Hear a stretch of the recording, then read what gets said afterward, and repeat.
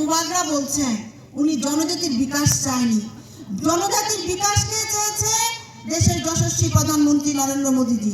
জনজাতির বিকাশকে চাইছে আমাদের রাজ্যের মাননীয় মুখ্যমন্ত্রী ডক্টর প্রফেসর মানিক সাহা মহোদয়।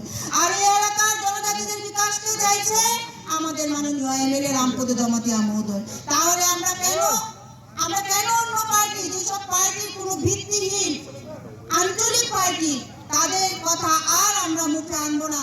আমি গত কিছুদিন ধরে লক্ষ্য করছি আমাদের মাননীয় এমএলএ মহোদয়ের নেতৃত্বে এবং আমার মণ্ডল সভাপতির নেতৃত্বে প্রায় প্রতিদিন এই বাগমা মণ্ডলের কোনো না কোনো বুথে হাজার হাজার আমার জনজাতি ভাই বোনেরা বিভিন্ন দল ছেড়ে, সেখানে সিপিএম হতে পারে, কংগ্রেস হতে পারে, এবং মথা বিশেষ করে ছেড়ে আমাদের ভারতীয় জনতা পার্টিতে সামিল হচ্ছে। তো আমি এইটুকু বলবো, দায়িত্ব নিয়ে বলছি, যেভাবে আমার জনজাতি ভাই বোনেরা নিজেদের ভুল বুঝে আজকে ভারতীয় জনতা পার্টিতে যোগদান করছে, বিশেষ করে আমাদের এই এলাকাতে, আমি এতটুকু বিশ্বাস করি যে আগামী দিন এডিসিতে আমরা ভারতীয় জনতা পার্টি সরকার গঠন করব এবং এই যে আমাদের সিটটা, এই সিটটার নাম কি কিল্লা বাগমার যে সিট, আমরা এইটাতে একটা জনজাতি ভোটও আমরা তীব্র মতে বা বিরোধী দলকে দেব না, জব্দ করে দেব। কারণ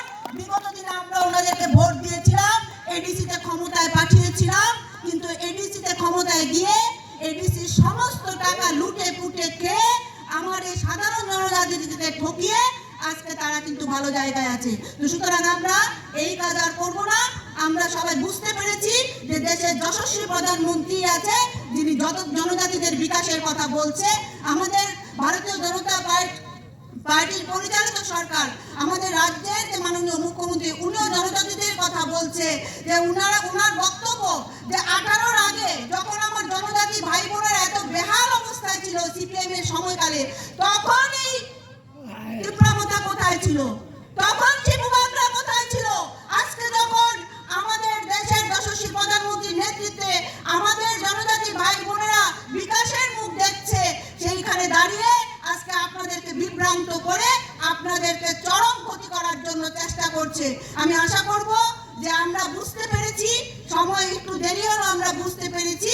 সুতরাং আমরা আর ওই ধরনের বিভ্রান্তিতে পা না দিয়ে আমাদের ভারতীয় জনতা পার্টিকে আমরা শক্তিশালী করব এবং এডিসিতে আমরা ভারতীয় জনতা পার্টি সরকার গঠন করব, এই আশা আকাঙ্ক্ষা রেখে সবাইকে আমি শ্রদ্ধা প্রণাম জানিয়ে আজকের মতো আলোচনা শেষ করলাম। অনেকটা সময় হয়ে গেছে, মাননীয় বিধায়ক বলবেন।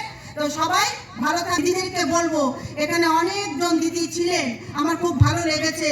দেশের প্রধানমন্ত্রী যদি কোনো মহিলারা যদি আজকে আমরা সম্মান পেয়ে থাকি, অধিকার পেয়ে থাকি, একমাত্র মাননীয় প্রধানমন্ত্রী নরেন্দ্র মোদীজির কারণে। সুতরাং আমাদের এখানে মা বোনেরা যারাই আছেন, আমার তো প্রত্যেকের পরিবারকে বোঝানো এবং এই এডিসিকে তীব্রমতা মুক্ত করা, সিপিএম মুক্ত করা এবং বিজেপি পার্টিকে শক্তিশালী করা এবং আমাদের সরকারের হাতকে শক্তিশালী করা। সবাই ভালো থাকবেন, সুস্থ থাকবেন।